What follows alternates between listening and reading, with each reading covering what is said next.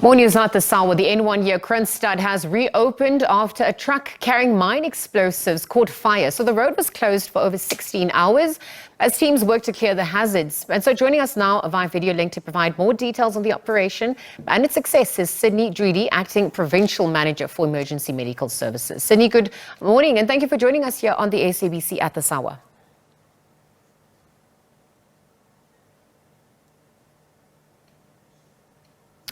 All right, Sidney, if you can hear me, thank you for joining us. We're obviously looking at the mammoth operation, that had to occur following the incident. So talk to us about the challenges that you and your team would have faced during this operation. A very good morning and thank you for having me. It was quite a challenging operation, not knowing exactly what we were dealing with on this scene, as the only thing that we knew from our side was that it was a truck carrying two different types of explosives at the time. And with it being on fire, that was quite a bit of a challenge because we did not know as to what to expect. And I think that was the main thing. And the most fortunate part is that in terms of the team that was on the scene that assisted to cordon off and close off the N1, preventing traffic from getting through and keeping them at a far distance, that actually helped a lot because it actually assisted in managing the scene well and protecting the public so they don't get any closer to danger. All right, Sidney, thank you for those opening remarks, because as investigations are still underway, your team assessing, really what transpired. Talk to us about the coordination of those various teams. You had EMS, emergency services, you had the fire department, even explosive specialists that really had to be coordinated during the recovery event. That is correct. Well, we actually, having been used to working together with all these teams, it made it a lot easier because everyone knew what role they have to play and everyone follows command when they are on a scene like this, and it made it easy for the team to come together. So from emergency medical services, fire department and explosives team, that was a well-coordinated scene by the incident commanders on the scene, ensuring that everything is done accordingly and as planned. You were trying to navigate what you were dealing with as it was unfolding. So we're obviously just looking at what transpired. Can you give us an update on whether there were any injuries or major incidences involving any of the responders during that operation? Well, fortunately, the responders were not injured during the operation. The only thing that we had to navigate, if you are to recall correctly, there was an incident that took place prior to that the truck catching fire.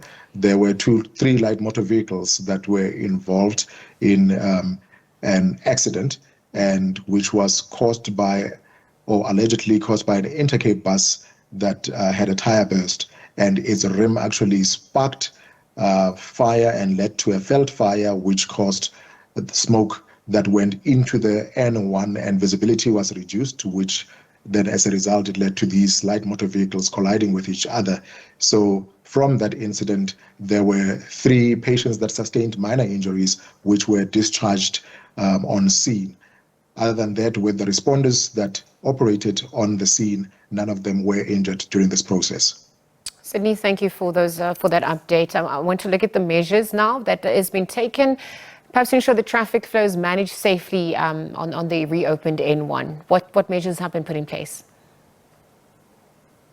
Well, at the moment, we do have authorities covering the N1. So there are traffic authorities from traffic department. We have police on scene, and we do have EMS at specific points on the N1 as well, trying to assist should there be other incidents.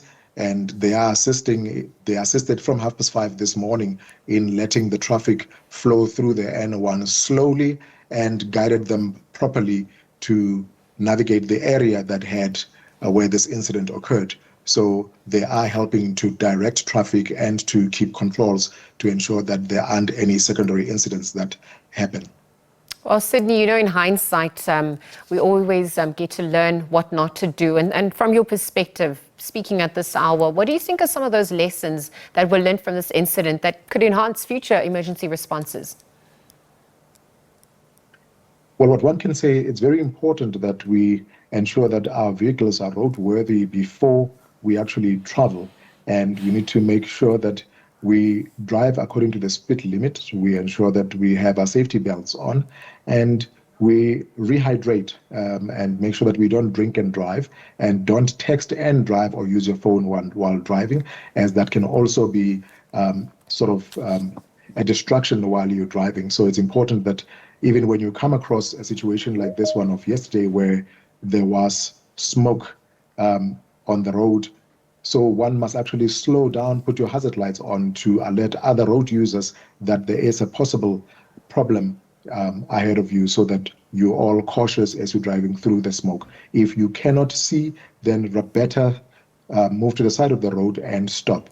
And we always encourage road users during this time of the year to please drive slowly, do take rests every 200 kilometers, and ensure that you get enough rest before you travel and drive at the right speed limit.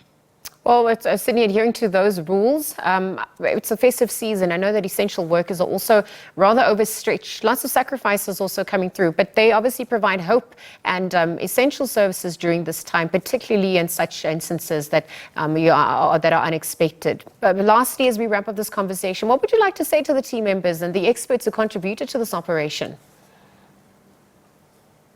Well, I must say I'm truly grateful to the team that worked together beautifully during this major incident. I'm really grateful, and I want to really thank all the role players for their expertise and professionalism during this incident, the emergency medical services officials, the fire department, the explosives unit that was on the scene, and all other members that came out to assist and gave expert advice on how to handle this situation. I must say that as South Africa, we're really proud of them, and we are really grateful for the beautiful work that they did during this incident. May they continue to do this beautiful work. Thank you, ma'am.